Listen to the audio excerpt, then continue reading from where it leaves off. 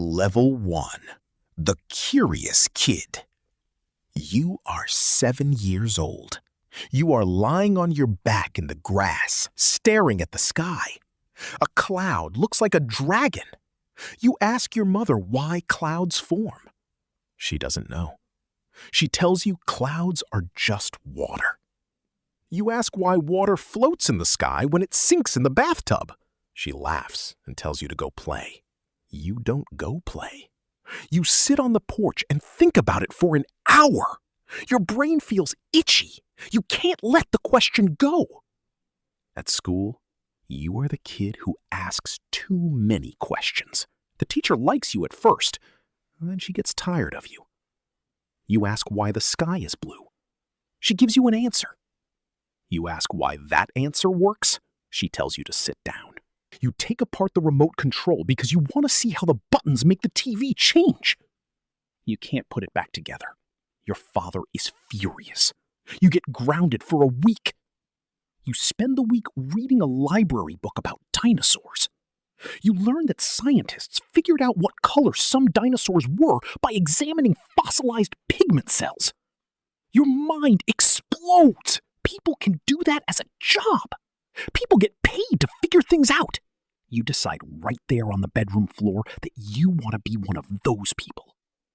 You don't know what that means yet. You don't know the cost. You don't know the years ahead of you. You only know that the feeling of figuring something out is the best feeling in the world. You chase that feeling. You will chase it for the rest of your life. By middle school, you have a chemistry set your aunt bought you for your birthday. You accidentally set fire to the carpet in your bedroom, mixing things you weren't supposed to mix. Your parents take the chemistry set away. You build a new one in secret, using household cleaners and a notebook. You write down everything you observe. You are doing science, and you don't even know the word for what you're doing yet. You are just a kid who can't stop asking why. In high school, you discover biology. You dissect a frog in 10th grade, and something clicks in your brain that never clicks back. The structure of a living thing is a kind of miracle. You win second place at the regional science fair with a project on plant growth under different light wavelengths. Your parents frame the ribbon. You keep it on your desk for the next 20 years. Level 2. The Undergraduate. You arrive on campus with 2 suitcases and a scholarship that covers half your tuition. The rest is loans. You will be paying them off for 20 years. You don't understand that yet. You're 18 and the world is open. You declare your major the first week. Biology, chemistry, physics, whatever flavor of science grabbed you in high school. Your advisor tells you the major is hard. Your advisor tells everyone the major is hard. You nod and smile and think you'll be the exception. You are not the exception. Your first semester is organic chemistry. The class starts with 300 students. By midterms, half of them have dropped. You study in the library until it closes at 2 in the morning. You eat cereal for dinner 3 times a week because it's cheap and fast. You get a 67 on your first exam. You cry in a bathroom stall. You go back to studying. You learn that intelligence is not enough. Intelligence gets you in the door. Stubbornness keeps you in the room. You join a lab as a volunteer during your sophomore year. You wash glassware. You autoclave pipette tips. You feed the mice. The graduate students don't know your name for the first 3 months. They call you undergrad. You don't mind. You watch them run experiments. You watch them fail. You watch them try again. You start to understand that science is not the clean process they taught you in high school. Science is messy. Science is 90% failure and 10% almost working. The textbooks show you the final answer. The lab shows you the 1,000 wrong turns it took to get there. You finally get handed your own small project during junior year. You are studying how a particular protein folds under stress. You don't fully understand what that means, but you do every experiment anyway. Most of them don't work. The few that do are inconclusive. Your principal investigator tells you this is normal. You believe her because you have no choice. You start attending journal club on Friday afternoons.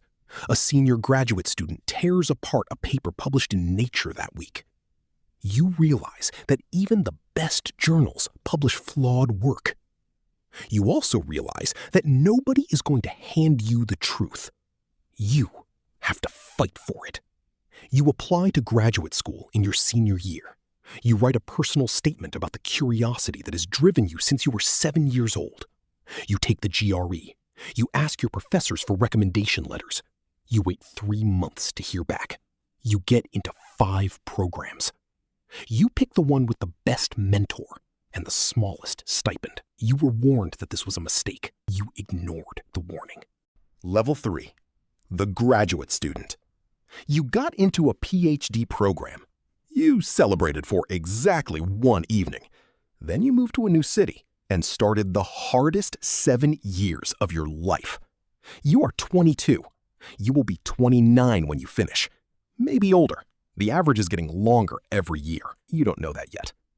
Your stipend is $32,000 a year in a city where a studio apartment costs $1,800 a month. You share a place with 2 roommates you found on Craigslist. One of them is also a graduate student. The other is a bartender. The bartender is happier than both of you. Your first year is coursework, advanced statistics, molecular biology at a level that makes your undergraduate classes look like cartoons. You take qualifying exams at the end of the year. Some people fail. Some people are asked to leave the program. You pass, barely. You cry in a bathroom stall for the 2nd time in your life. It will not be the last. You join a lab for your dissertation work. Your advisor is brilliant. Your advisor is also terrifying.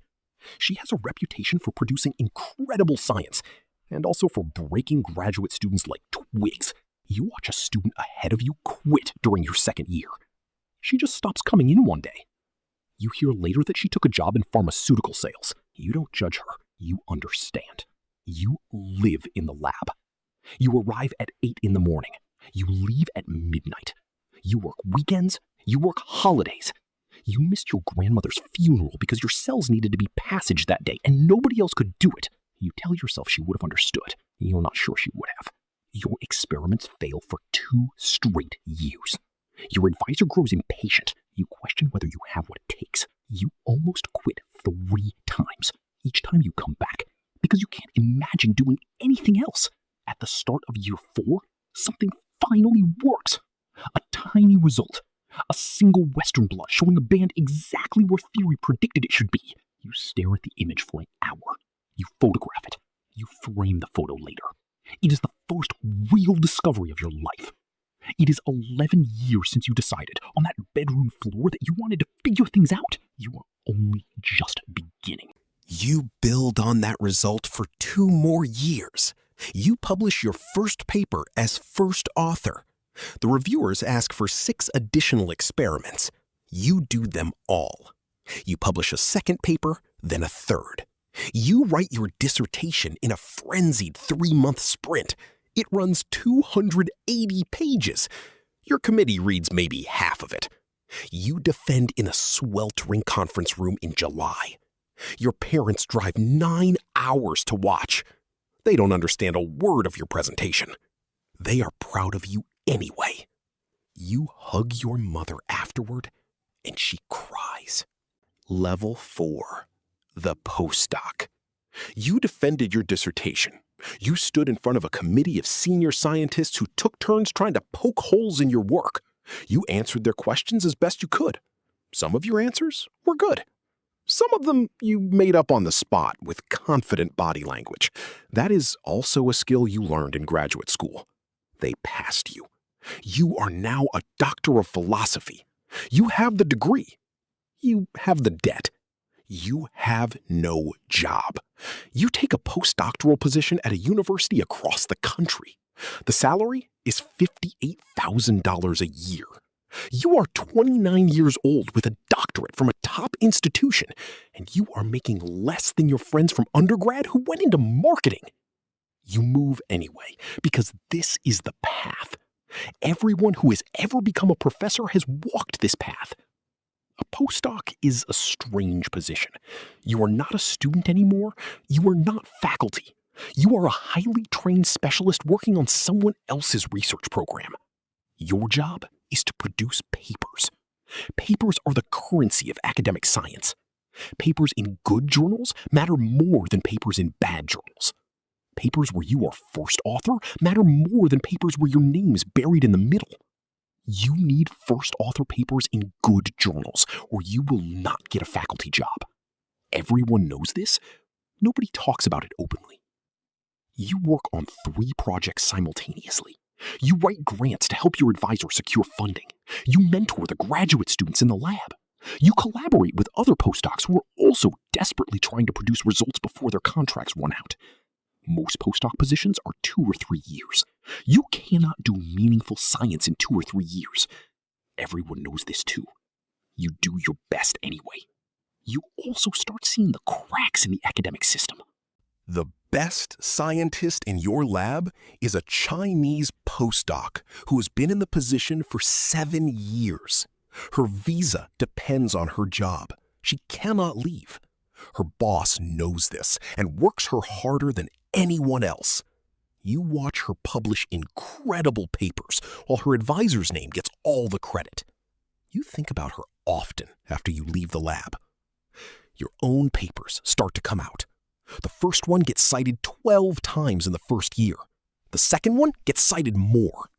Your name starts appearing in the talks of other labs. Strangers at conferences recognize your badge and tell you they loved your recent work. You feel something you haven't felt in a decade. Pride. Real pride. You have contributed something that other scientists are building on. You go on the faculty job market in your 3rd year as a postdoc. You apply to 80 positions. You get 5 interviews. You get 2 offers. You accept the better one. You call your parents and tell them the news. Your father, who worked at a factory for 40 years, doesn't understand what an assistant professor is. He only knows that his kid is going to be called professor. He cries on the phone. You cry too.